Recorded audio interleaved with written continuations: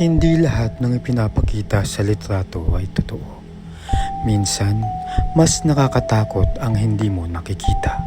Si Ellie, 19 na taong gulang, mahilig sa photography, ay naghahalongkat sa isang lumang kahon. Doon niya nakita ang isang kakaibang kamera. Mabigat, may kalawang, may ukit sa gilid. Huwag gamitin sa gabi. Napansin ng matandang lalaki na may-ari ng tindahan na hawak niya ang kamera, kaya nilapitan siya nito. Yan ba? Luma na yan. Hindi na gumagana ng maayos. Sakto to. Kailangan ko ng props para sa school project. Pero habang papalabas siya, maririnig ang dagdag na yabag na parang may sumusunod. Bandang hapon, sa abandonadong park, malamlam ang sikat ng araw. Si Nika, matalik na kaibigan ni Ellie, ay nagpo-post. Sa instant print, malinaw ang lahat, maliban sa isang bagay. Wala ang ulo ni Nika. Loko ka, ginawa mo kong horror poster. Siguro sira lang. Pero creepy to ah. Habang nagbibiro sila sa malayo, sa likod ng puno, may aninong tila nakatingin.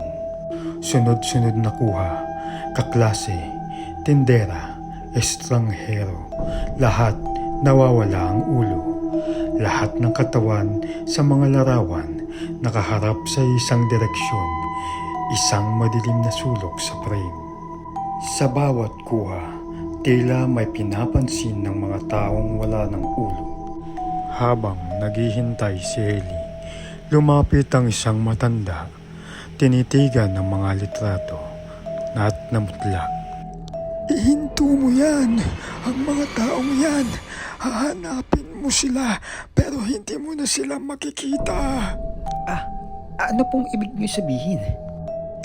Hindi lang mawawala ang ulo nila sa larawan, mawawala sila sa mundo.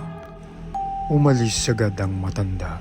Naiwan si Ellie na hawak ang mga litrato at unti-unting nanghihilakbot. Gabi, tumawag si Nika. Malakas ang paghinga nito. Ellie, may sumusunod sa akin. Hindi ko nakikita ang muka. Pero dala niya ang ulo. Huminahon ka, Nika. Sige, magkita tayo. Nagkita sila sa isang lumang basketball court. Mahina ang ilaw, kumikislap ang poste. Relax, okay? Gusto kong patunayan na walang sumpa ang kamera. At kinunan niya ulit si Nika. Sa print, walang ulo si Nika. Pero sa isang sulok ng frame, sa dilim, may lalaking walang ulo. Hawak ang ulo ni Nika at nakangiti.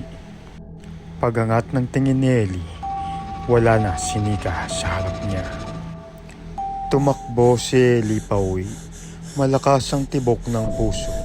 Pagpasok sa kwarto, nakabukas ang kamera. May kumikislap sa lente.